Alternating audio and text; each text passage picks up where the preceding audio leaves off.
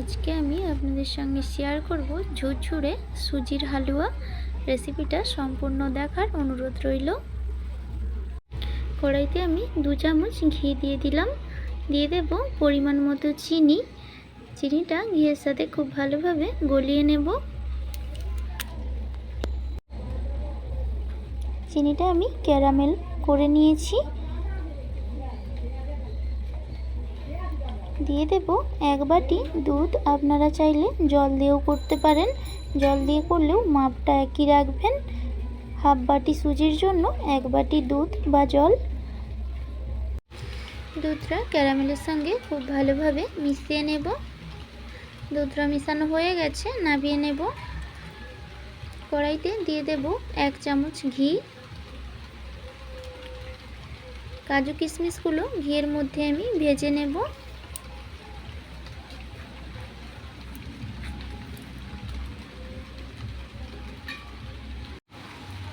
ঘিয়ের মধ্যে দিয়ে দেব 1টি তেজপাতা, দিয়ে দেব 2টো এলাচের মুখ ফাটিয়ে। আমি এখানে হাফ বাটি সুজি নিয়েছি। সুজিটা ঘিয়ের সাথে খুব ভালোভাবে মিশিয়ে নেব।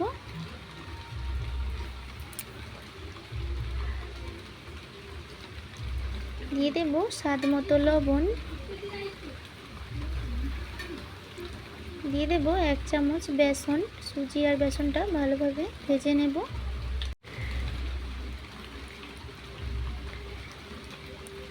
সুজিটা ভাজা হয়ে গেছে, দিয়ে দেব ক্যারামেল দুধটা অল্প অল্প করে দিয়ে খুন্তি দিয়ে এইভাবে নাড়তে থাকবো।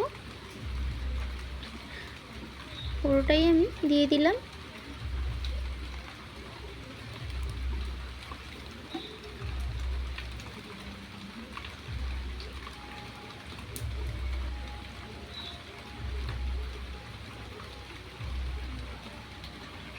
দিয়ে দেব কাজু কিশমিশ, ভালোভাবে মিশিয়ে নেব।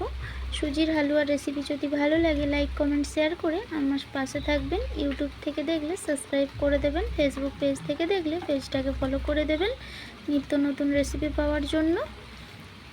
দেখুন অল্প আঁচে এইভাবে নাড়তে হবে, তাহলেই ঝুরঝুরে হয়ে যাবে। সুজিটাও খুব ভালোভাবে সেদ্ধ হয়ে গেছে। দেখুন কতটা ঝুরঝুরে হয়ে গেছে। এইভাবে নামিয়ে নিতে হবে, ঠান্ডা হলে আরও ঝুরঝুরে হয়ে যাবে। দেখুন কত সুন্দর হয়েছে। এইভাবে সুজির হালুয়া বাড়িতে বানাবেন, অবশ্যই ভালো লাগবে।